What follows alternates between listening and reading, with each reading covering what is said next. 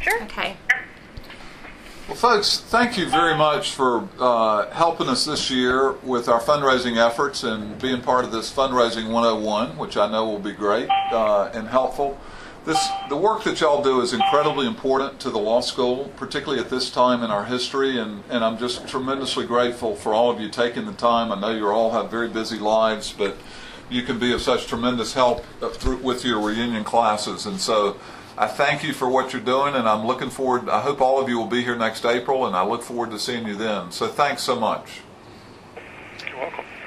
All right, and so Ingrid Hillinger, who many on the phone know and love from when she was a professor here at Marshall With, is a professor at Boston College now, class of 76, and she's going to kick off talking for about 5 minutes on her experiences. She co-chaired her reunion just last year, and Ingrid, if you want to go ahead and...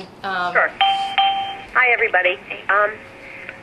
The first thing that I would suggest for all of you who are doing reunion efforts is to try and identify the one or two people in your class that seem to know everybody and has wonderful memories. One of the things that worked so well, I thought, for the class of 76 last year is we had someone named Sharon Henderson, and she knew everybody, remembered everybody, had funny stories about everybody, and she did a little trivia thing that we sent out to everybody in the class, which I thought was a great icebreaker because most of us couldn't answer any of the questions, and we kind of laughed about that, and that I thought was fun. The other advantage to having someone who remembers everybody is she or he will remember who was friends with whom, and I think the bonds that we have with our friends from law school are the greatest way to raise money for the school. In terms of what I try to do is I try to stay in touch, so it's not one phone call or one email or one letter every 5 years. I will send holiday cards in December or an email just, hey, thinking about you, how are you doing? And try to establish a relationship with the people that I know that I'm going to be asking to come to reunion and to give money. I also use guilt. I think it's a very, very effective. I will basically say, Marshall With gave us our beginning. It gave us, they accepted us, they groomed us. We now have professional lives, and most of us are really grateful to the school, and we owe it to the next set of generations. And because I am teaching law students, I understand the need for financial aid and all the different kinds of things that William & Mary provides, and it's really incredible. ITBC is a private school. What William & Mary offers with the paltry tuition that it charges is really amazing. And that's basically what I wanted to say.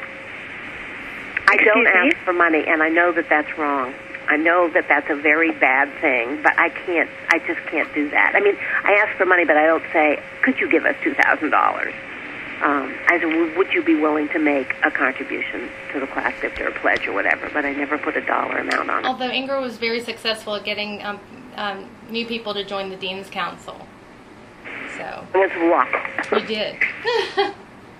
Excuse me, I have a message from James Boyd that he was unable to make this conference call, and he just wanted me to let everyone know. Oh, thank you. Yes, okay, thanks.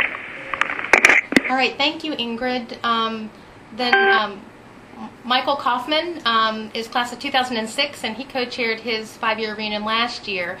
He's the assistant director of career at the Career Development Office at Boston University School of Law. So, Mike, would you talk with us, sort of share some of your thoughts and tips and strategies? Yeah, I'm happy to. And I would second everything that Ingrid talked about. In addition to finding maybe that one or two people who seem to remember everybody, one thing that was important to us and that I think worked pretty well is we tried to construct the committee and had just kind of have it, we were very thoughtful in how we constructed it, and we tried to have it comprised of different people who were student leaders of all of the different organizations. Now, we had only graduated 5 years before, so it was easier for us to remember that, but maybe there are some institutional aids that you could use. But we found that really effective, especially in kind of increasing the participation in attendance at the reunion itself. So we found that really, really helpful. I did do the direct ask.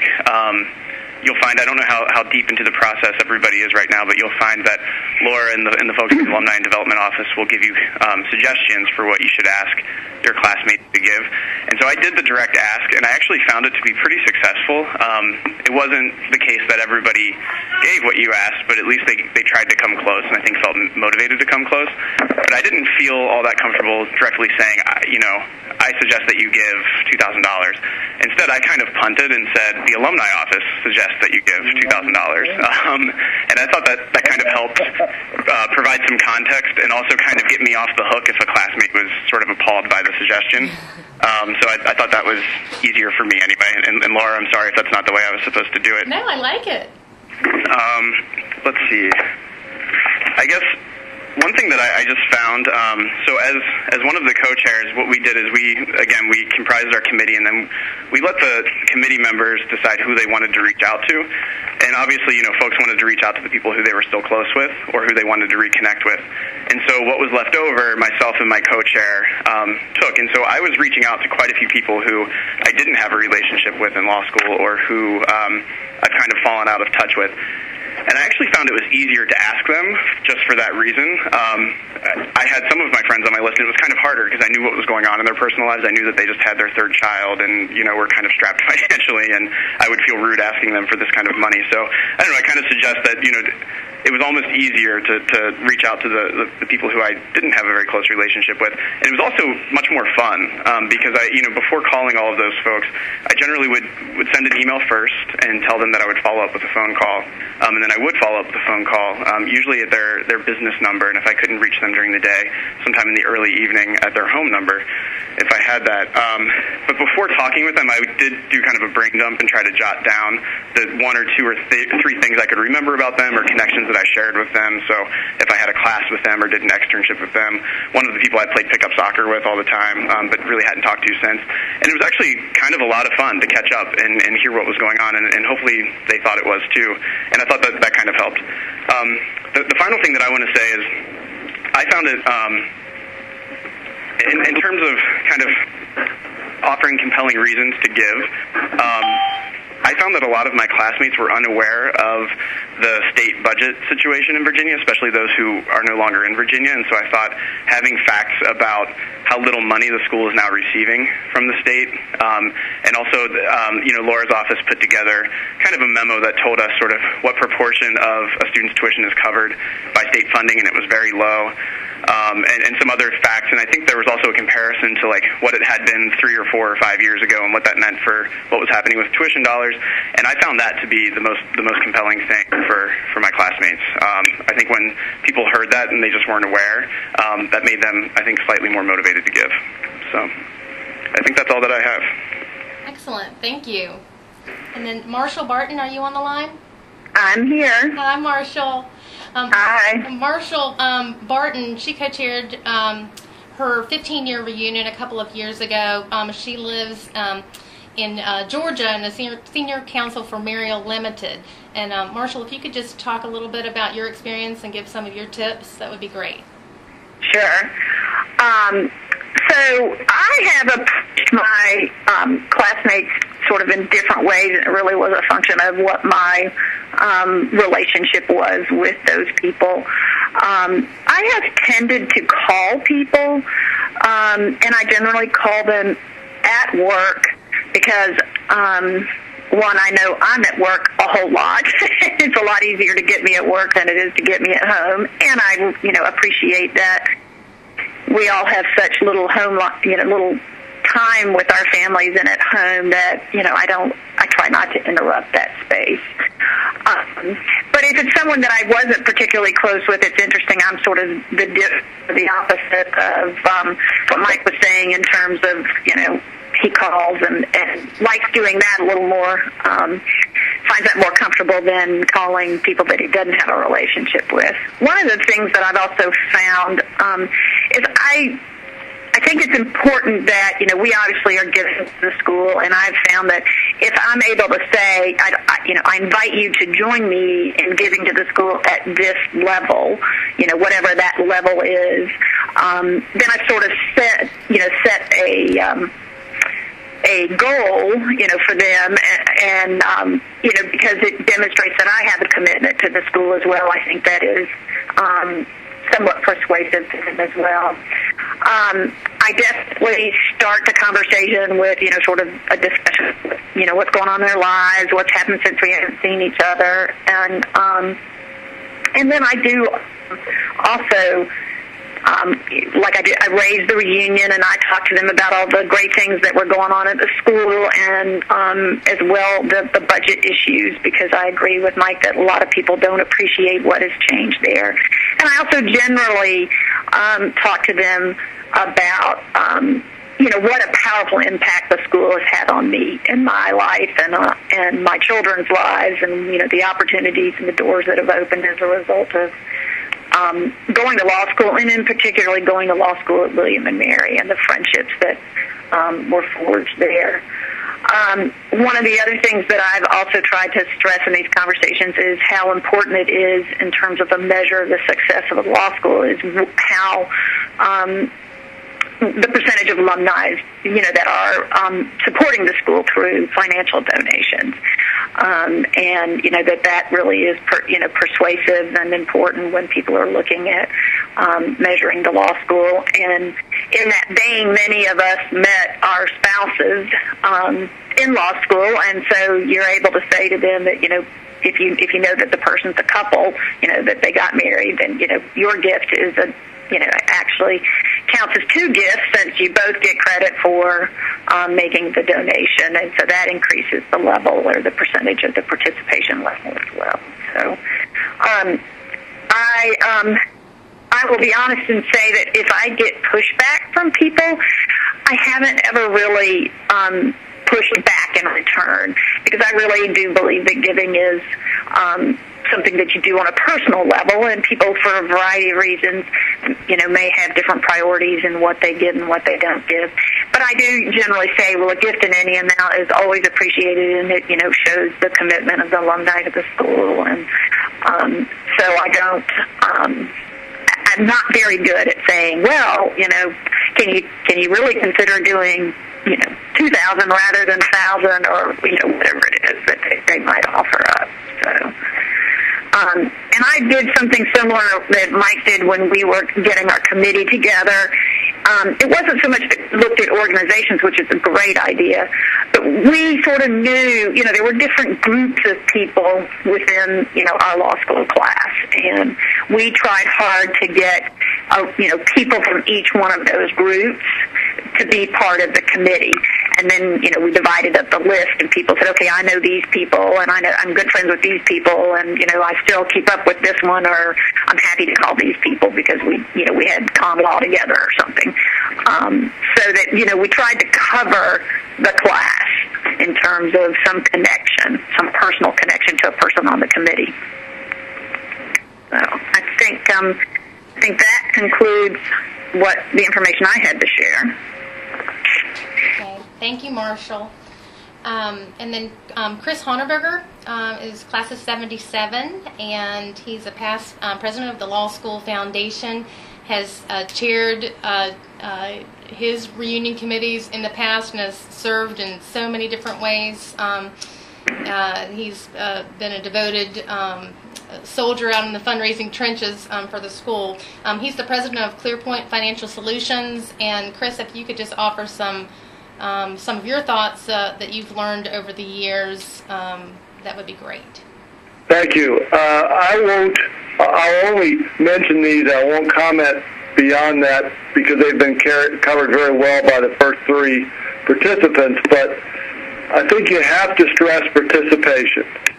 I do believe in asking for specific amounts, and as previously stated, I think it's much more effective if the solicitor is giving at that level or above that level. It does show that commitment. And we used to use terms initially of leadership gift. Could you make a leadership gift if you were talking about a certain amount? Or of course, one of the like the Dean's Council or the President's Council level. As far as additional comments, I've found that if respectfully requested, with few exceptions, people are never offended by an ask. Because what are you saying? You're saying, hey, join with me in this enterprise that I believe in and I know you believe in, and I think you have the capacity to make this gift. And most likely they have the capacity. The question's going to be whether they have the motivation. I guess the last thing is, there's an administrative value to our fundraising efforts. The intelligence that you gather during these calls reported cogently back to the law school adds great value to our database. So I would suggest be very careful not only to talk with the individuals that you talk with, but gain as much insight about their thinking in two levels. One is understanding where the law school sits in their philanthropic interests, because that may be an educational opportunity for the law school. And see if you can understand, if it doesn't sit at the very top, how the law school could move their interest in the school upwards. And be sure to relate that information back to the development office. And so many other items were already covered well by the other speakers, so I won't address those. Thank you, Chris. Do people on the phone have any questions or anything that you would like to add to the comments that have already been offered? Laura, this is Allison Tepp. How are you? I'm good, thanks.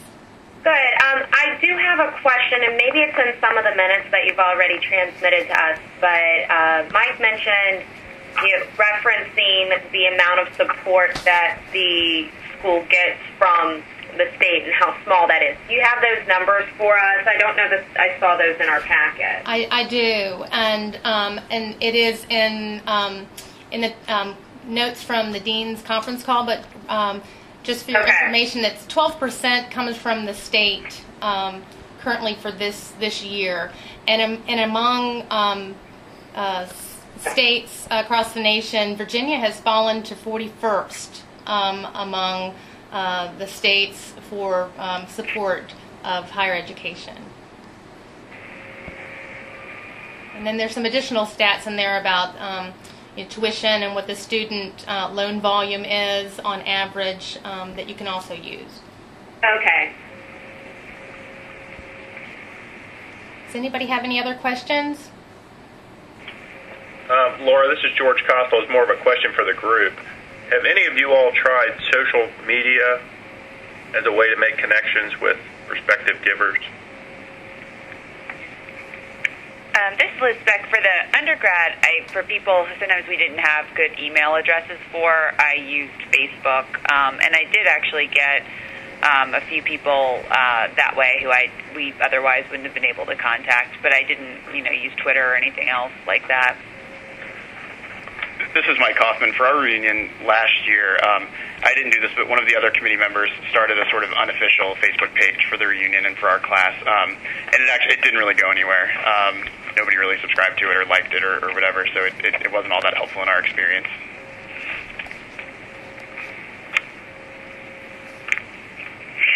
This is Chris Hardenberger. What is Facebook? No, just kidding. Look at my class year and you'll see my comment. No, I'm afraid I haven't mastered any of that very well. You're probably going to have to get an account so that you can tune in and see pictures of your beautiful grandbaby. Well, I get those pictures. I do through my wife's. She has a Facebook page, but yes, and that is very important to me. There you go. Well, good. Well, if folks have anything else to add, if not, I appreciate everybody dialing in. I appreciate Ingrid, Mike, Marshall, and Chris for sharing their thoughts and tips. we've recorded this, so we're going to create an audio file that we can push out to other folks that weren't able to join us today. So thank you so much for Thank you. all that you're doing. I really Good luck, everybody. Take care. Have a great time on your reunion. All right, bye-bye.